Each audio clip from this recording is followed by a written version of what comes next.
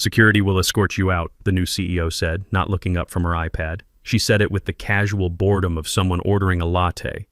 I didn't move. I didn't blink.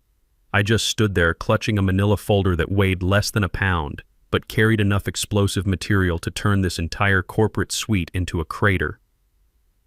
My name is Michael Thompson. I'm 49 years old, and before I tell you how I took down the most dangerous CEO this company ever hired, you need to understand who I am and how I got here. For the past 20 years, I've been the Senior Director of Operational Compliance at Southwestern Logistics Corp., which is corporate speak for the guy who makes sure we don't accidentally ship hazardous materials to an elementary school or get our entire operation shut down by federal regulators. We're a multinational logistics company that moves everything from medical supplies to automotive parts across borders without raising red flags with Homeland Security. But before I became the company's watchdog, I spent 8 years in the Navy learning that attention to detail keeps people alive. I was a logistics specialist stationed on the USS Roosevelt, responsible for coordinating supply chains that kept 5,000 sailors fed, armed, and operational in the middle of the Pacific. When you're managing ammunition shipments and fuel transfers on a nuclear aircraft carrier, there's no room for shortcuts or sloppy paperwork. One miscalculation, one overlooked safety protocol, and people die. I still remember the incident that taught me everything about the cost of cutting corners. We were loading supplies in rough seas when a junior officer decided to skip the standard weight distribution check to save time. The crane operator didn't know the load was unbalanced. When that pallet shifted, it nearly took out 3 sailors and could have punctured the fuel deck. I was the one who caught the error, stopped the operation, and spent 6 hours recalculating the load distribution properly. That's when I learned that being the guy who says, "Stop, we need to do this right," isn't popular, but it's necessary. The Navy taught me that real leadership means protecting your people even when it's inconvenient for the brass upstairs. When I left the service at 29, I brought that mindset to Southwestern Logistics. I started as a junior compliance analyst and worked my way up over 2 decades. The founder, Andrew Wilson, hired me specifically because of my military background. He wanted someone who understood that logistics isn't just about moving boxes from point A to point B. It's about moving them safely, legally, and with full accountability for what's inside those boxes. Wilson was old-school Texas business. He wore the same gray suits for 30 years and believed that a clean safety record was worth more than flashy marketing campaigns. He understood that in logistics, boring is beautiful. Boring means drivers come home safe, packages arrive intact, and federal investigators never show up at your door asking uncomfortable questions about your shipping manifests. Under Wilson's leadership, we built something solid. Our driver retention rate was the highest in the industry because we maintained our equipment properly and didn't cut corners on safety training. Our insurance premiums were low because we had fewer accidents. Our government contracts kept growing because regulatory agencies trusted us to handle sensitive cargo correctly. Wilson respected experience. Over my 20 years here, he watched me grow from a junior analyst to his most trusted compliance officer. He respected the rules. He respected me. When other executives complained that compliance was slowing down operations, Wilson would remind them about the warehouse collapse in 2016 that killed 2 workers at a competitor company. "That's what happens when you move too fast," he'd say. "Michael's job is to make sure that never happens here." Then Wilson died of a heart attack at 67, right there in his office on a Tuesday morning. The man who'd built this company from a single truck route to a $200 million operation was gone, and suddenly, everything I'd helped build was vulnerable. The vacuum Wilson left wasn't filled by his careful, experienced deputy. Instead, the board brought in their new golden child, Ashley Parker. Ashley was 36, had a shiny MBA from Wharton, and spoke exclusively in buzzwords like she was reading from a consultant's handbook. Her previous experience was running a failed green tech startup that had burned through $12 million in venture capital before collapsing. She didn't care about supply chains, driver safety, or regulatory compliance. She cared about disrupting the logistics space and leveraging synergistic opportunities. She walked into our Houston headquarters on day 1 wearing expensive heels that clicked against the marble floor like a countdown timer, followed by a parade of consultants who looked like they'd been assembled in a factory that specialized in hair gel and overconfidence. The change was immediate and brutal. It wasn't just new leadership. It was cultural demolition.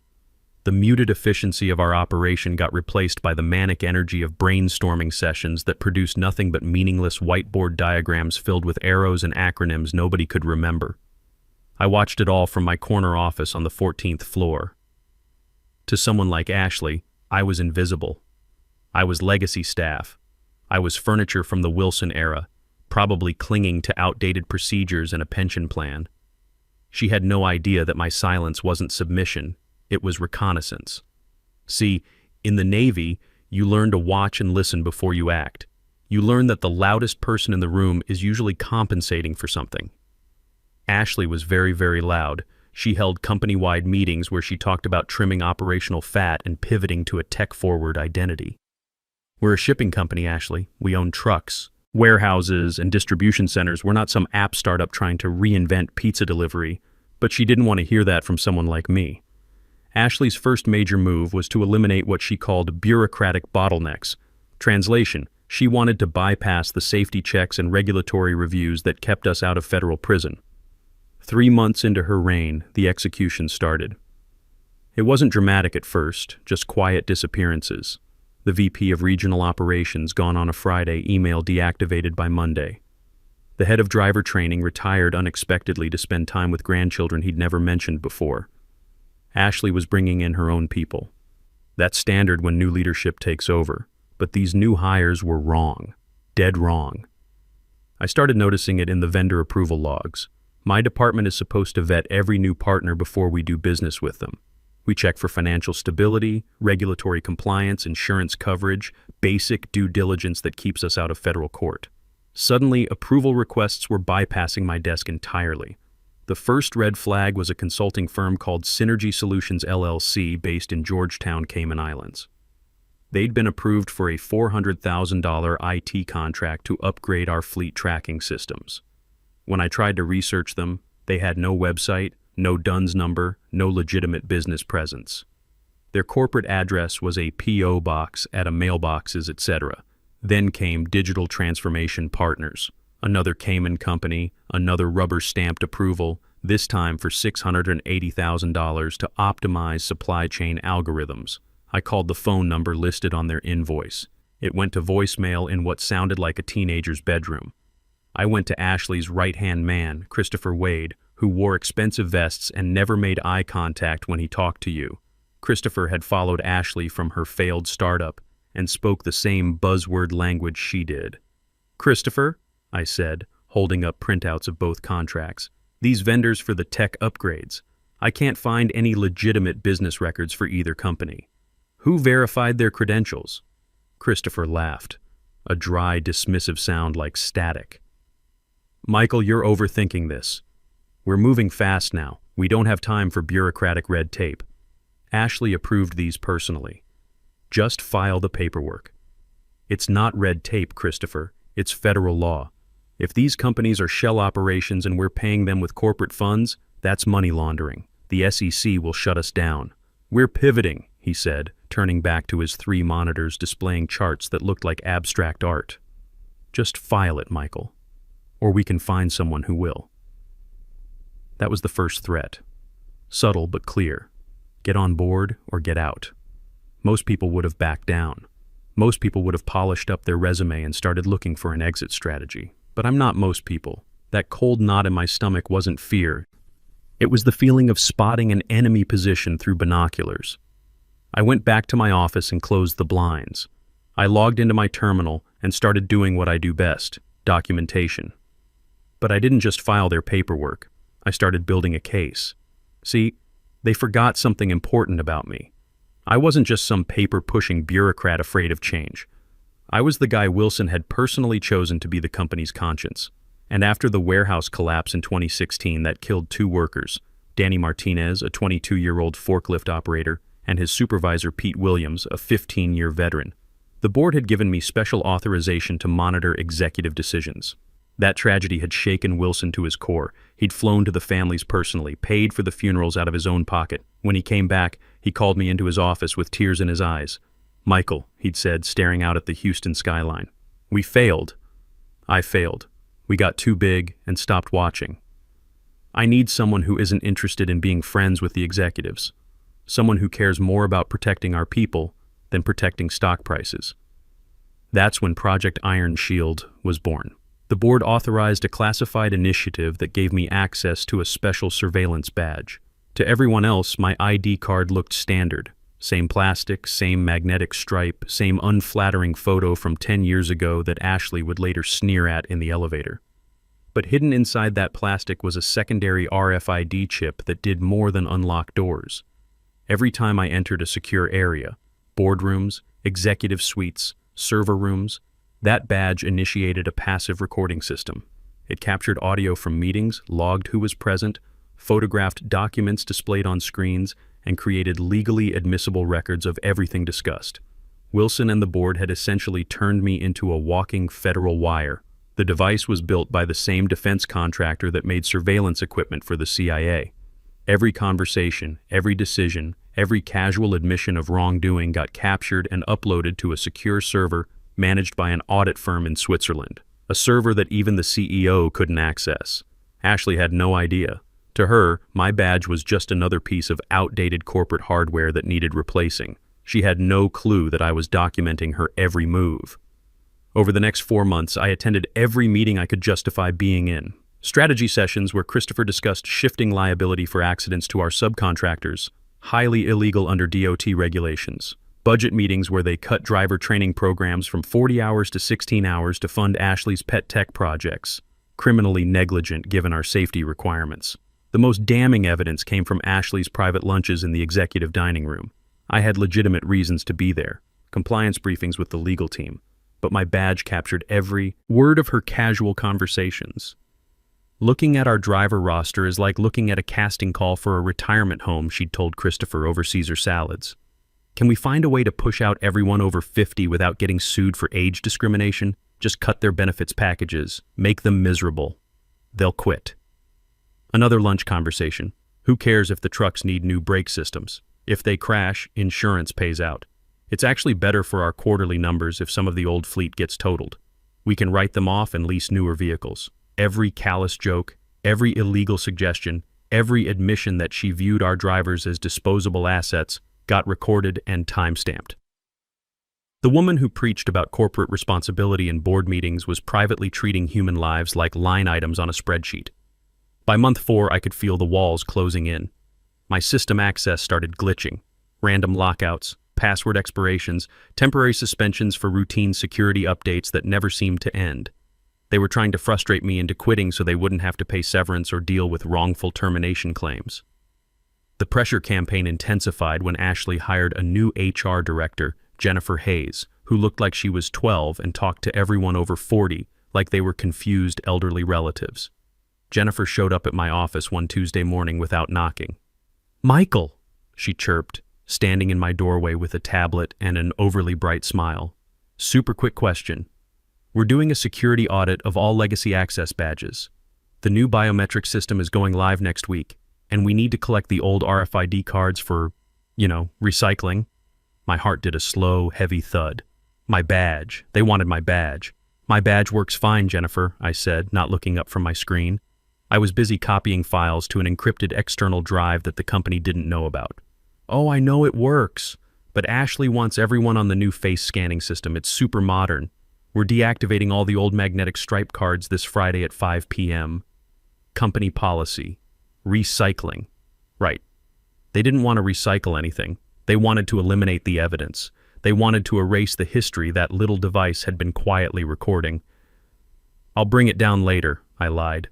"I have a federal compliance report due today." "Well, don't take too long," Jennifer said with fake cheerfulness. "After Friday, those old cards won't work anywhere in the building." After she left, trailing cheap perfume, I sat there staring at the badge clipped to my belt. To Jennifer, it was just outdated plastic. To me, it was the flight recorder of this corporate plane crash. That afternoon brought another vendor approval that made my blood run cold. Ashley had signed off on a $1.2 million contract with something called Logistics Optimization Dynamics, yet another Cayman Islands shell company. But this one was different. This one was for hazardous materials reclassification services. I knew exactly what that meant. They were paying someone to help them lie about what was inside our shipments. Reclassifying hazardous chemicals as general cargo meant lower insurance premiums, fewer safety inspections, and faster border crossings. It also meant that if something went wrong, if a truck carrying mislabeled industrial solvents crashed and caught fire, we'd be looking at federal murder charges. I tried one last time to reason with Christopher. I found him in the strategy room, surrounded by whiteboards covered in flowcharts that looked like the fever dreams of a business school dropout. "Christopher, we need to talk about this hazmat reclassification contract," I said, closing the door behind me. "This isn't just cutting corners. This is criminal fraud." He didn't look up from his laptop. "Michael, you're being dramatic. It's industry standard practice. Everyone does it. Everyone doesn't do it because everyone doesn't want to go to federal prison," I said. "If a driver gets killed because we lied about what he was carrying, Ashley won't just lose her job. She'll lose her freedom." That got his attention. Christopher finally looked at me, and for a moment I saw something like fear flicker behind his designer glasses. "Look," he said, lowering his voice. "Ashley knows what she's doing. She's got connections. People in regulatory agencies who understand that businesses need flexibility to compete globally. This reclassification thing, it's temporary, just until we can streamline our processes." "What connections?" I asked. Christopher realized he'd said too much. His face went pale. "I shouldn't have. Just file the paperwork, Michael, please. Ashley's already suspicious about your attitude. Don't make this harder than it has to be." That conversation told me everything I needed to know. Ashley wasn't just cutting corners, she was actively corrupting federal regulators. The rabbit hole went deeper than vendor fraud and safety violations. We were talking about systematic bribery of government officials. The calendar invite arrived the next morning. Leadership realignment discussion. Host, Ashley Parker. Attendees, Michael Thompson, Matthew Barnes, General Counsel. Location, Boardroom A. Time, 2:00 p.m. Friday. This was it. The execution. They were going to fire me right before the weekend when the building would be empty and there'd be no witnesses to the conversation. I spent Friday morning making final preparations. I uploaded backup copies of every piece of evidence to 3 separate secure servers. I sent encrypted emails to investigative journalists at the Wall Street Journal and Houston Chronicle with instructions to open sealed digital packages if I didn't check in by Monday morning. I wrote a detailed letter to the FBI's Corporate Fraud Division explaining the entire scheme. At 1:55 p.m., I walked down the hallway toward Boardroom A. The glass walls were frosted, but I could see silhouettes inside. Ashley was pacing like a caged predator. Matthew Barnes, our general counsel, sat perfectly still, staring at the table like he was praying for divine intervention. I swiped my badge on the reader one last time. The system logged my entry. User Michael Thompson. Time, 13:55:47. Status authorized. And hidden in the electronic handshake between my badge and the building's security system, the recording protocol activated. Session started. Chain of custody established. Federal audit mode active. I pushed the door open. The air in the boardroom was 10 degrees colder than the rest of the building. Ashley liked it that way, claimed it kept people sharp. I suspected she just enjoyed watching subordinates shiver. Ashley didn't look up when I entered. She was swiping furiously on her tablet, performing what she probably thought was executive multitasking but looked more like someone playing an angry game of digital solitaire. Matthew still wouldn't meet my eyes. He was studying the mahogany table grain like it contained the secrets of the universe. I didn't sit down. There was a chair pulled out for me, the one furthest from the head of the table, naturally, but I remained standing. I placed my manila folder on the table between us. The sound was soft, just paper meeting polished wood, but in the silence of that room, it echoed like a gunshot. Ashley finally stopped swiping. She looked at Matthew and nodded curtly. "Go ahead, Matthew," she said, her voice flat with boredom. She picked up a bottle of imported sparkling water and twisted off the cap. The fizz seemed unnaturally loud. Matthew cleared his throat, a sound like grinding gears. "Michael, thank you for coming in today. As you know, the company is undergoing significant transformation. We're moving toward a more agile, integrated model, and in reviewing operational redundancies, we've made the difficult decision to eliminate the standalone compliance function."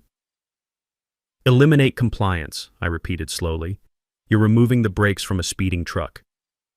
"We're integrating it," Ashley snapped, finally looking at me. Her eyes were cold, dead blue. We don't need a department of people saying no all day. We need enablers. We need forward-thinking team members. And frankly, Michael, your energy is historic. It's heavy. It doesn't fit our brand direction. My energy is historic.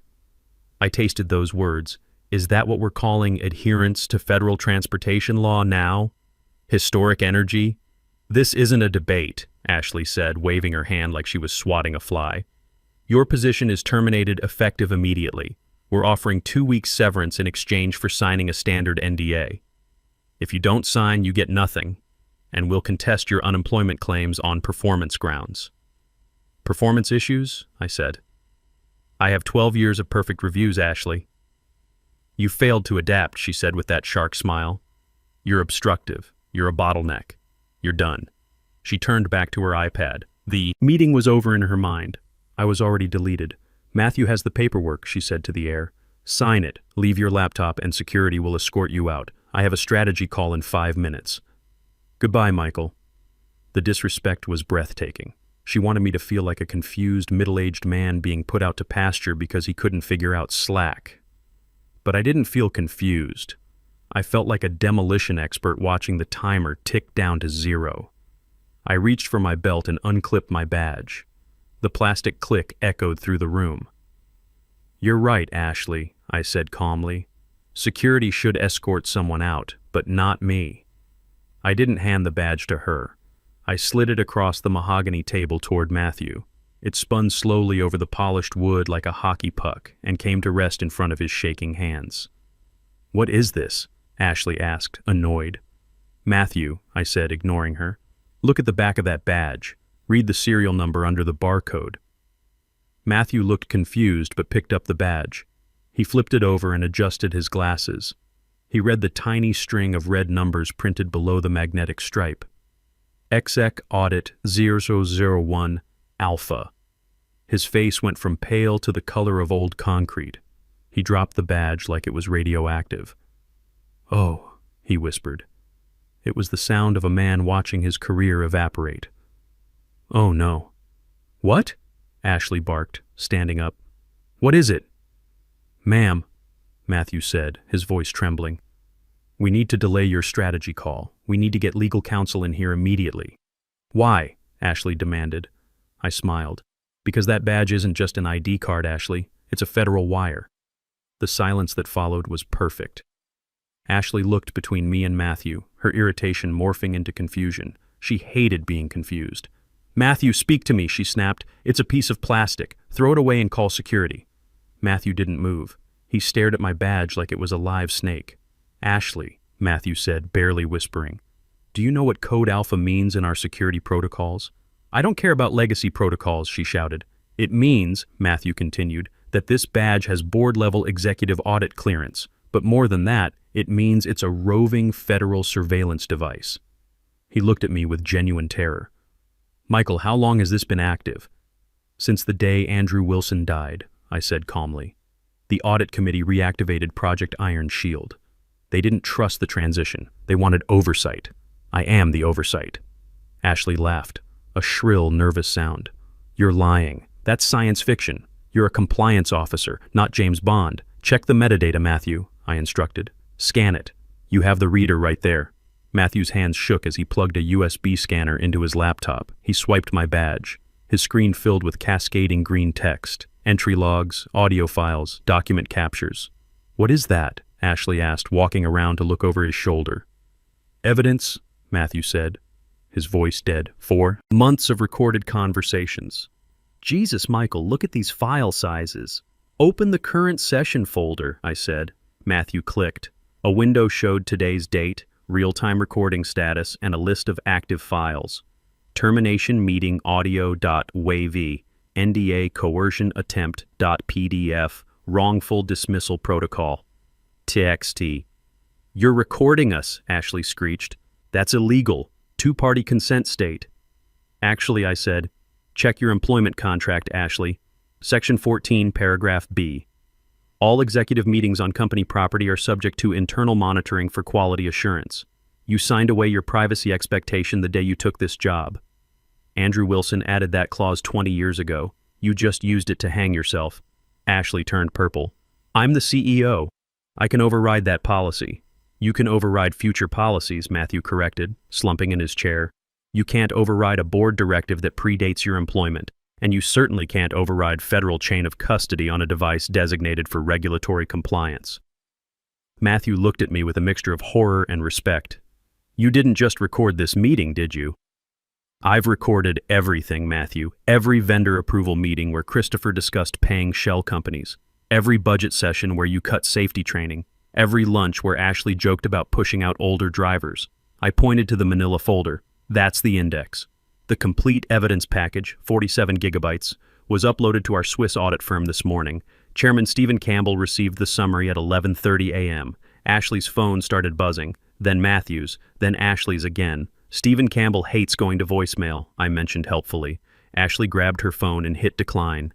She looked at me with pure hatred. What do you want? Money? A settlement? We can negotiate. I want my company back, I said. I want the safety programs restored, the qualified vendors reinstated, and honest leadership. Matthew's laptop chimed. He read the email and closed his eyes. Ashley, that was the board's general counsel. Emergency session convened. You're suspended pending investigation. All access revoked. The door opened. Kevin Martinez appeared with 2 security guards. Ms. Parker, Kevin said professionally. Please come with us. As they escorted Ashley out, still protesting about conspiracies and lawsuits, I sat in the quiet boardroom with Matthew. What happens now? He asked. Now we rebuild, I said. We restore Wilson's safety culture. We audit every vendor relationship. We protect our drivers. 3 weeks later, Ashley took a federal plea deal. The evidence was overwhelming. HD audio of safety violations, financial records of shell company payments, documented bribery attempts. She got 24 months plus 7 years probation, permanently banned from corporate leadership. Today, I'm Chief Safety and Compliance Officer with a board seat and oversight of all field operations. People respect the badge now. They know I'm watching, protecting the drivers and warehouse workers who make this company run. Mission accomplished, Wilson. Your company is safe.